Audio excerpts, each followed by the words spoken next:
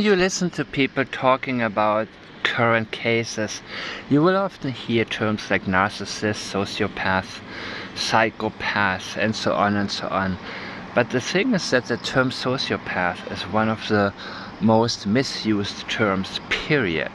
So you have to understand, first of all, that sociopathy is something that originates in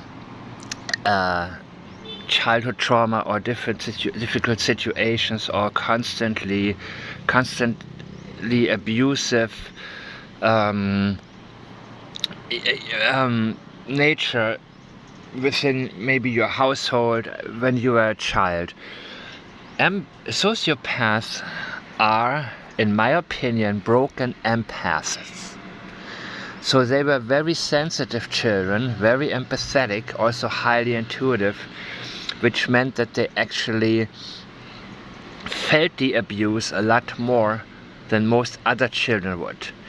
And mind you, Ted Bundy, for example, blood type O negative, clearly sociopath. So I would like to list a couple of people that you're probably aware of in the public eye who are, according to my opinion, sociopaths. And that would be Charles Manson, O.J. Simpson, then you have Casey Anthony and her father, and as I have mentioned already, Ted Bundy.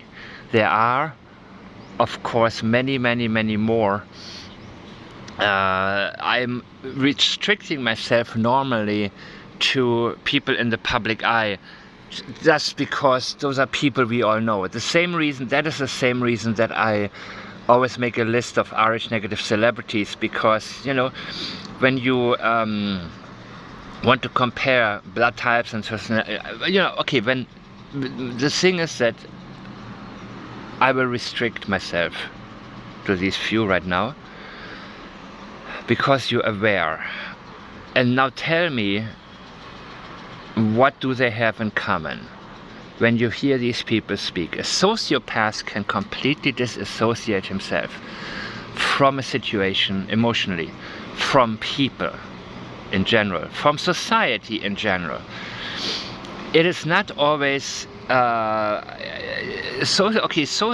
know a few people who have those tendencies, and it is a very unique way that a sociopath communicates. By basically, there is an emotional distance to oftentimes the subject matter they discuss, and they can lie without blinking an eye. They can lie and lie and lie, and regular statement analysis, like Peter Hyatt, for example, applies. It will not work.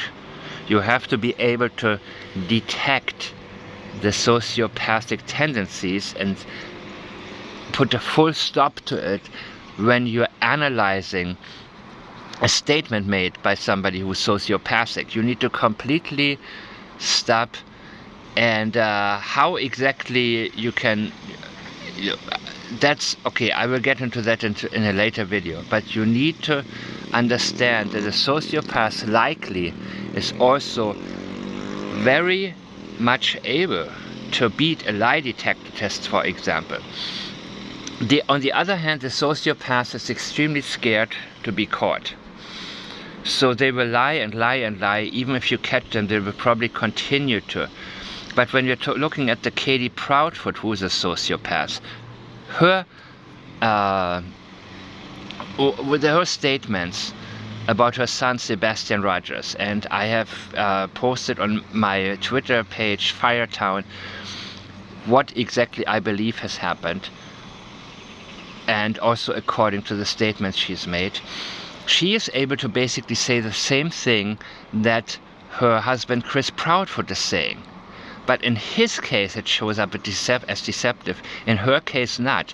She's able to lie as if it is the truth.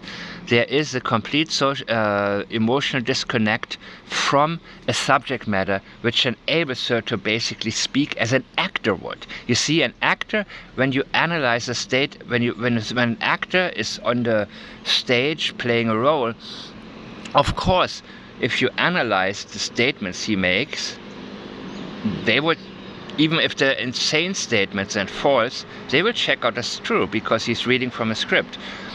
Many times also, what I've seen in Peter Hyatt's case, I have asked it before, when you have a celebrity giving an official statement, I'm always asking, how do we know who wrote this actually? How do we know these people are not reading it from a teleprompter? And how do we know it doesn't indicate what actually the person who wrote it, the lawyer or the PR person, what they think? So if it shows up as deceptive, then maybe it shows actually that the PR person thinks that his client is guilty, which he acknowledged much later.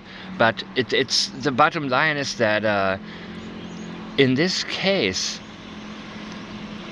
we see also this emotional complete disconnect, and she's using Chris Proudfoot. She's using him to get the attention off of her. And again, that's why people like Peter have spent too much time talking about Chris Proudfoot, because you know why?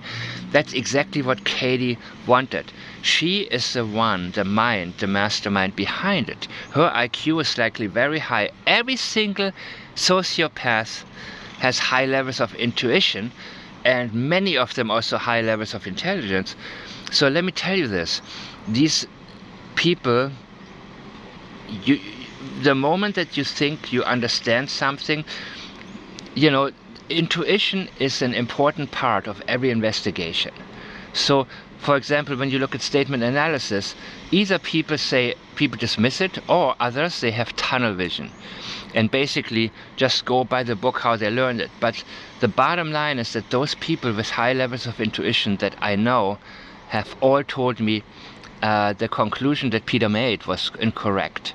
And the body language, you know, one moment he said discount body language, then now he says it's okay to include it. Well, body language, there is not really a rule for it like there is in statement analysis, you know what I mean? It's a lot of times it's very hard to pinpoint certain things with you know, if you were to write a book about it, it's there are much clearer rules in written statement analysis than there are in body language analysis. And I've also seen, you know, all these people on the different channels who you watch one channel about body language about the same case, they say something completely different than another channel says about it. So body language I like to completely ignore in terms of trying to even tell you what the rules of such so-called science, which I don't consider science, are. But I will tell you, always listen to your intuition. I will say to you, your intuition is correct when it's real intuition, not when it's wishful thinking, or when you think, when you're under pressure that you think you need to solve something. No, intuition is something that just kicks in, and you just know when you know. And so far, I have analyzed the statements, the early statements of Katie Proudfoot, including when she mentioned a few interviews into her interview chain about 10 p.m. the thud, which I do believe is exactly the time of Sebastian's death. I believe that she actually medicated him because she mentioned his sugar high, or she mentioned him eating a lot of sweets, the colossal popcorn and so on. All of that she says because that's sort of an alibi to her, at least to herself, that because she wanted to have her nightly phone conversations with Chris Proudfoot, Chris Proudfoot has often said or threatened, it's either me or him, I want your retard gone, or something like that, you know what I mean? So she wanted to make sure she has alone time with her husband on the phone. And when Sebastian wouldn't sleep, she probably gave him too much of those sleeping pills.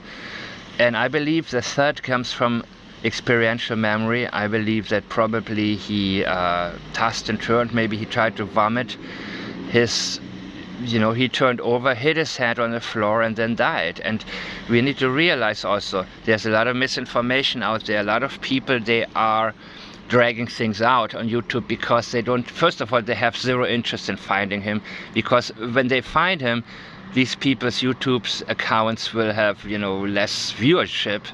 They want these cases, they don't want people to be found. And so basically, I forgot about 3 a.m. these lights. Yes, there was a car there. So we need to also look at, you know, Seth. I don't believe he's cleared. He wasn't there. Chris Proudfoot, from what I understand, he was not there. He was in Memphis, not in Hendersonville. And then we need to also look at some of these other curious interviews from the very beginning. So don't listen too much to anybody who goes on and on and on about what a bad guy Chris Proudfoot is. Katie is the mastermind behind it, and she is the script writer, and Chris is just this big bully who takes over willingly, allows himself to be the bad guy, and we will see how it turns out. Thank you very much. Feel free to leave a comment. Follow me on Twitter. The name is Firetown. And my blog is racisnegative.net.